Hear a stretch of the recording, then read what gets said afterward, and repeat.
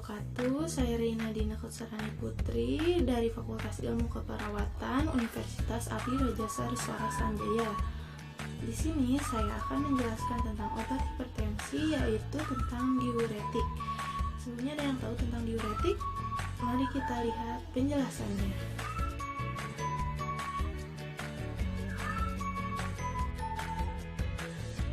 Diuretik sebagai terapi edema dimulai sejak abad ke-16. Raksaklorida diperkenalkan oleh Paracelsus sebagai diuretik.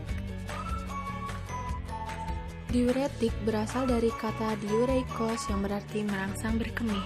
Diuretik adalah obat yang bekerja pada ginjal untuk meningkatkan ekskresi air dan natrium klorida menurut M.J. Neal, Medical Pharmacology.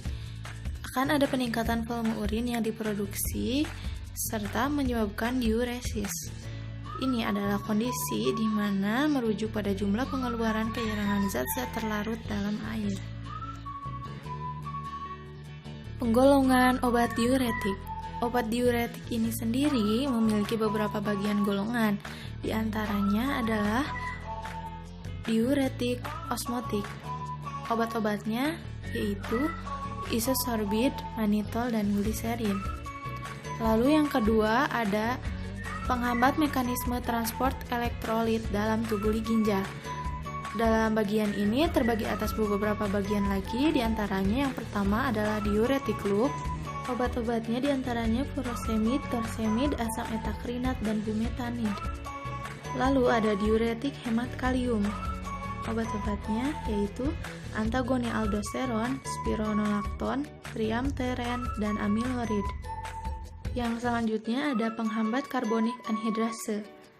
Obat-obatnya acetazolamid, diklorofenabin, dan metazolamid. Dan yang terakhir adalah tiazid. Yang pertama kita mulai dari diuretik osmotik. Indikasi agent pencegahan terhadap disfungsi ginjal, kontraindikasi CHF, gagal ginjal kronik.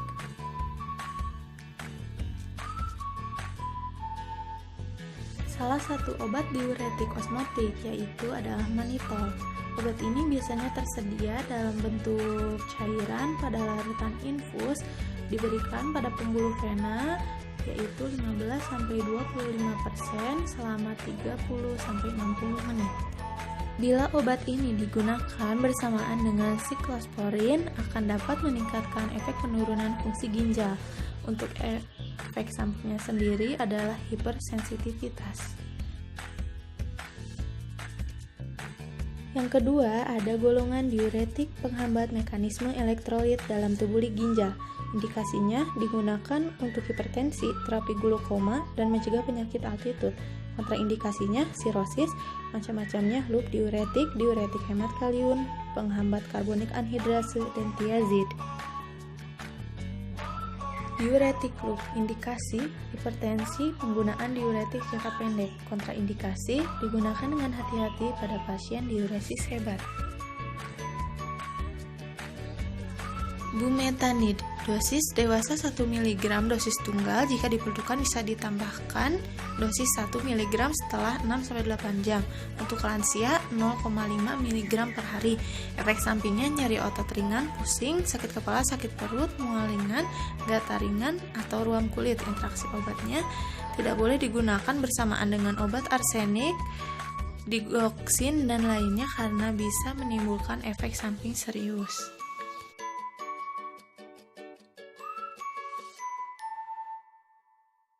Selanjutnya ada furosemid.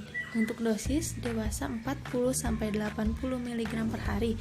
Sedangkan untuk lansia harus dengan dosis terendah. Efek sampingnya diantaranya pusing, vertigo, mual, dan muntah, diare, penglihatan buram, dan sembelit. Obat ini tidak boleh dikonsumsi bersamaan dengan antibiotik golongan cefalosporin dan obat antiinflamasi non-steroid. Diuretik golongan hemat kalium. Indikasinya pasien dengan tinggi aldosteron plasma dan pasien sirosis. Kontraindikasi hiperkalemi. Diuretik hemat kalium yang pertama obatnya adalah eplerenone. Dosis 50 mg per hari dan maksimal 2 kali sehari. Untuk efek samping sakit kepala, pusing, kelelahan atau tidak enak badan, batuk, muntah, dan diare. Tidak boleh digunakan bersamaan dengan golongan obat ARB dan ACE inhibitor karena dapat menyebabkan hiperkalemi dan gangguan ginjal.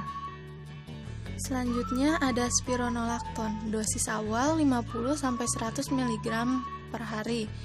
Efek sampingnya pusing dan sakit kepala ringan, mual dan muntah, diare, pembengkakan di payudara, kram pada kaki, dan impotensi. Ini tidak bisa dikonsumsi bersamaan dengan kolestiramin karena dapat menyebabkan hiperkalemi. Golongan diuretik menghambat karbonik anhidrase, indikasi hipertensi, kontraindikasi sirosis hati.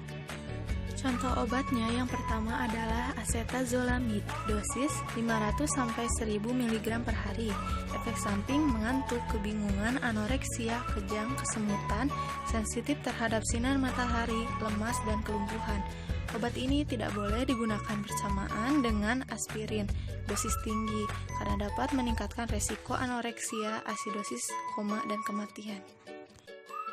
Yang terakhir adalah golongan tiazid, indikasi hipertensi, CHF, sindrom nepotik, dan status retensi natrium, kontraindikasi hipokalemi, GOT, dan hiperkalemi. Hidroklorotiazid, dosis 12,5 mg per hari. Efek samping tapak bingung, sakit kepala, pusing, lemas, tidak nafsu makan, gangguan sel darah, nyeri bagian atas perut, hiperkalsemia, hipokalemia, dan hiponatremia. Tidak boleh digunakan bersamaan dengan obat antihipertensi lain karena dapat menimbulkan efek samping serius. Mekanisme obat dalam tubuh. Mekanisme pengangkutan obat oral melintasi selaput sel mukosa di saluran pencernaan melalui mulut dan bergerak ke lambung melalui esofagus. Begitu sampai di lambung, obat tadi larut dalam asam. Sebagian obat diserap dalam dinding lambung.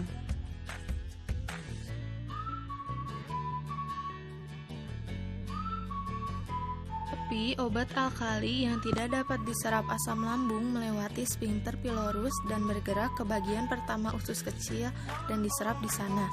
Setelah diserap dalam darah, obat tersebut berjalan melalui hati dengan sistem portal. Sebagian obat dimetabolisme di hati dan sebagian lagi disekresikan kembali ke usus kecil dan empedu yang dikenal sebagai siklus enteropatik.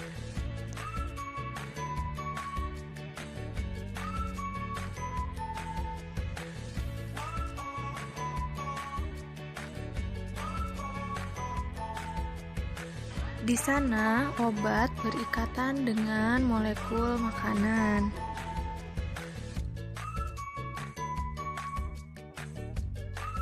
Sebagian lagi diserap usus besar untuk dipecah oleh bakteri lalu diekskresikan menjadi feses.